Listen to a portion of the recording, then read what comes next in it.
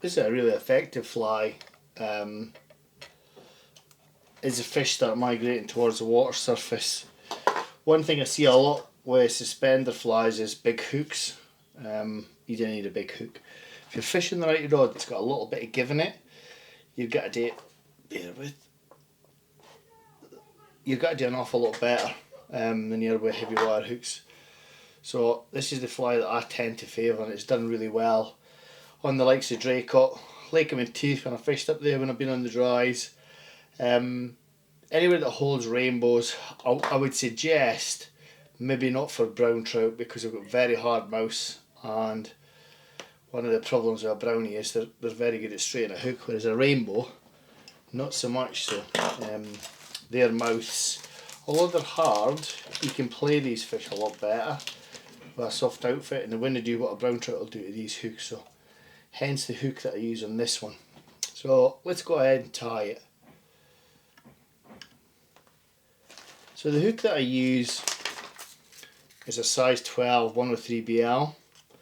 It's the same as a 130 BL. This is a 130. It's the same as a 103 Chemco, pretty much. Black anodized, so really light wire. And because it's light wire, you need to use the appropriate stuff. Bear with me because I've just spilt these hooks. There we go. Okay, so to start, black tying thread. I quite like UTC, and I want to get a body, half the body, bedded in to about there. And then I've got 5mm booby cord. If you hear shouting and bawling, that's my wee boy. He's directly up the stairs and he's gaming.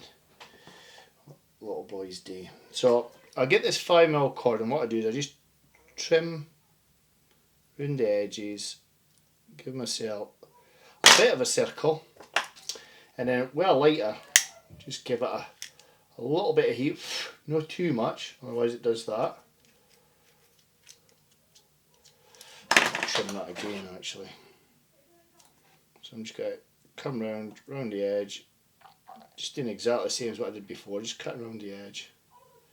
I'll give that a bit too much heat. There you go.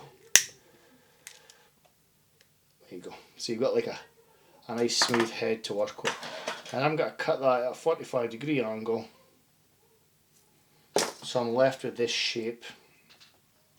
So I'm left with that shape there. So I'm going to tie it in, secure it. You want about 1/4 inch or a little bit more coming from the top of the fly. Because it's such a light wire hook, that's enough. A lot of the suspender stuff have huge big bits, lumps of foam, so trim that away as close as you dare and then secure it in nice and tight. Just got to move this mic a little bit closer, that noise up the stairs. So securing all that in nice and tight here. Don't worry about this bit because this has got to be covered up. And then what we do is we come in with some tiny wraps here, up and down the shank, stopping at a place there,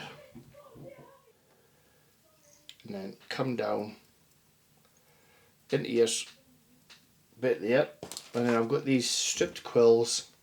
This is olive. I'm going to tie that in on my side of the hook shank.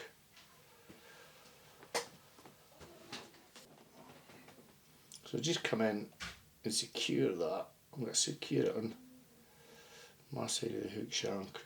Don't be too obstreperous with the securing wraps because any hair that's been stripped and dyed is quite fragile. So just come up, and then we've got to come up in quite close turns, not touching but close turns up the hook shank.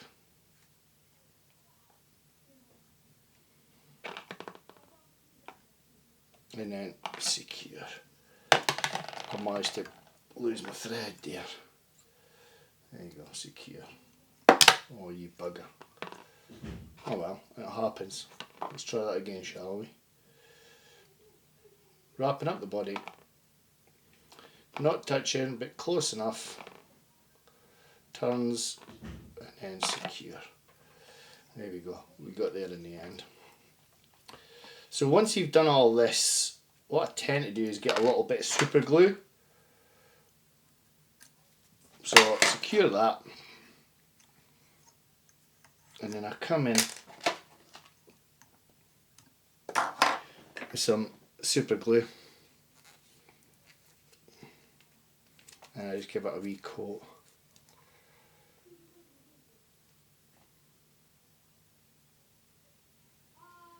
Just keeps everything nice and solid, very secure.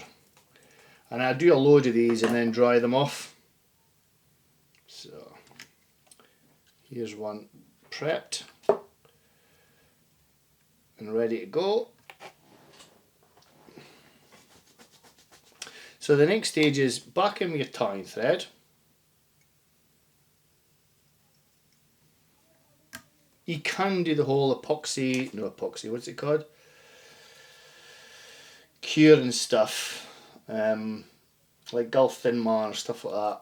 So the cheeks, they don't go stupid bright orange, try and go natural. So this is Glow Bright number 6. I take a length and all I'm going to do is fold it. I don't want it too thick. So I want to fold it, cut it on my side, make sure the strands are nice touching together, sorry. And then same on your side, if I can get in there.